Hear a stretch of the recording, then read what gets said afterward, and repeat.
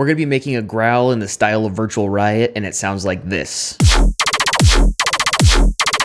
All you'll need is Vital and a bunch of stock Ableton plugins. Real quick, guys, I also want to tell you that we have a new sample pack out called Clouds Volume 1. It's for melodic bass music. If you guys are into making future bass, melodic dubstep, anything like that, go check out this pack. It's awesome. We put so much work into it, me and Erosion. It is a fantastic pack. Go check it out. The link is in the link tree in the description of this video. Let's talk about these extra sounds that aren't particularly part of the patch, but actually contribute to the sound. So the first one is the kick, and then a ride here, and then a sub.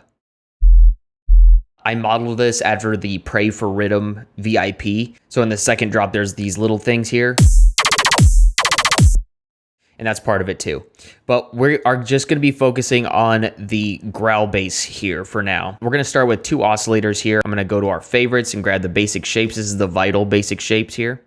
And I'm gonna bring this down 3 octaves. Then for the second one, I'm gonna also bring down 3 octaves. I'm gonna turn the volume all the way down here. And then I'm gonna select the Monsters 2 wavetable from Serum. If you guys don't have these wavetables, like, you'll find them in Serum if you already have Serum, but if you don't for some reason and you can only get Vital, just try out different ones. Once you get the sound built, you can just swap out wavetables until you get the right sound. Then on oscillator 1, we're gonna select FM from oscillator 2, and now we're gonna create the LFO shape. Everything's gonna be mapped to this LFO shape. So we're gonna switch this to 1/4 note here. I'm gonna bring the curve down here on the down ramp, and then bring it slightly up on the up ramp.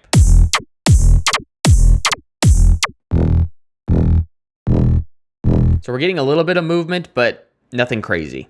Then I'm going to put this on the level of the sine wave here. And I'm gonna make sure the phase is set to 0 on both of these guys too. And then I'm gonna bump up the voices on oscillator 1 and bring down that unison. You can hear the difference.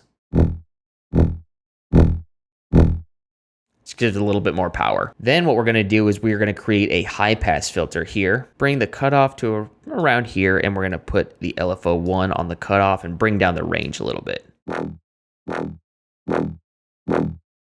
Then I'm going to select white noise in our sampler here, and I'm gonna send this to filter 2 and turn this one into a high pass as well. Just put that there, and we're gonna put LFO1 on the level and bring it to about like 75%.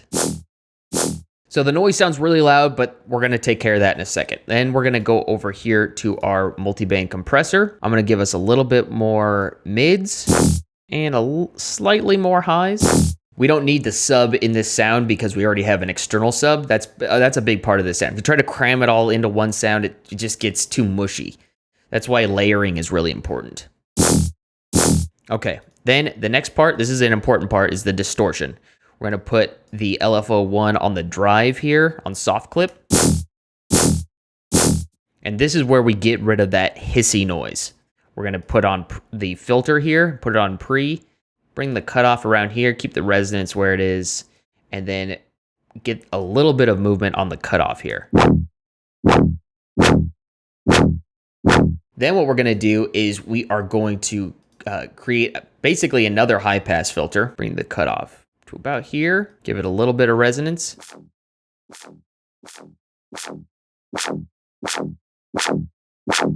I'm gonna go to the high shelf here too, and I'm gonna put the LFO1 on the gain. And I'm gonna cut out some of these mid frequencies here with like a little notch. Then what I'm gonna do, another high pass filter. I'm gonna flip this around.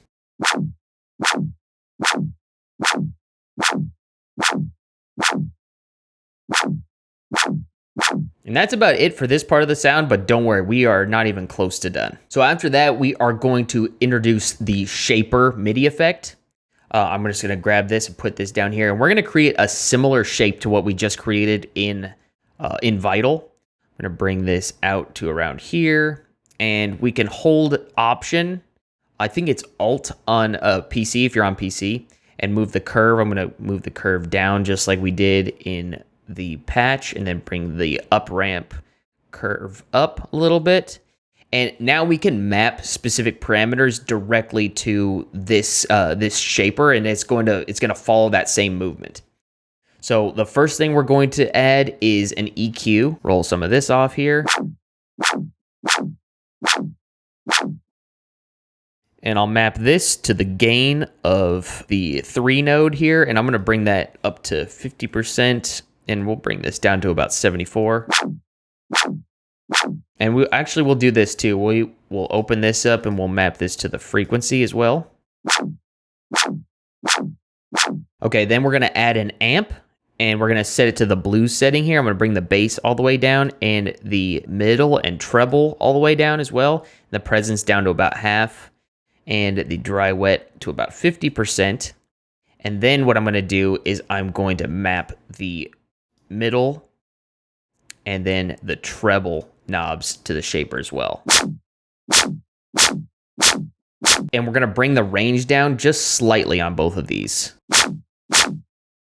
Bringing the range slightly up for the treble here. So now you can sort of hear this sound take shape.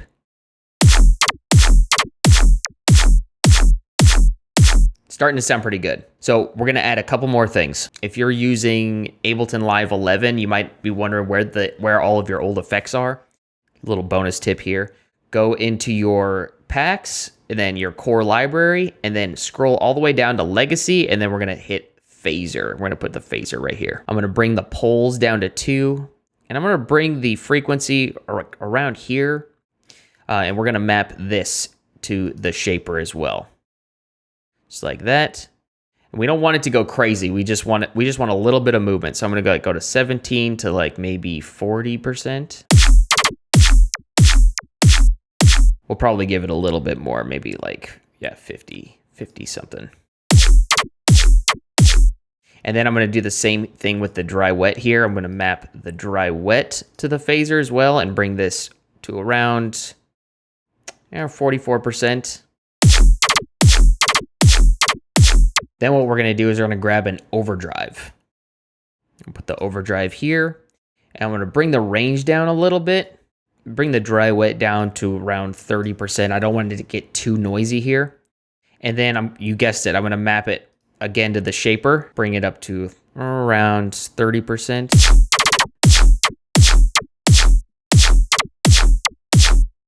Give it a little tone. Bring this up a little bit more too. Bring that range down. Okay, and the last step is you gotta go find this. This is the Virtual Riot Fat Rack. I found this on Reddit a long time ago, but if you guys don't have this and you don't have any way of getting it, don't worry. Just try to expand it with maybe some OTT and maybe a limiter if you've got Pro L2. This is just for that extra added beef at the end. And you can hear what this sounds like here. I'm gonna take this down here.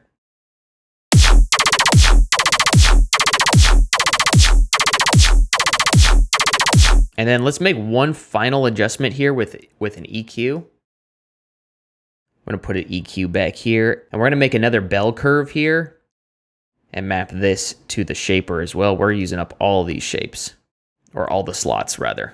Bring this up to around here.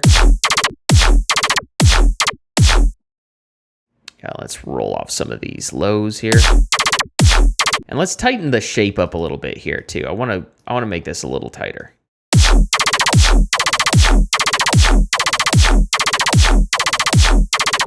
This is what it's all about, guys, that fine tuning. Let's turn this to seconds, actually. Switch that to envelope.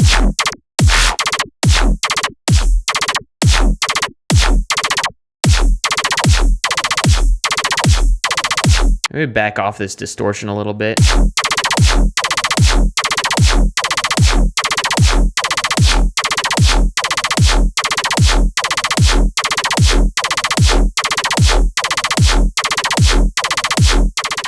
I think that sounds pretty good.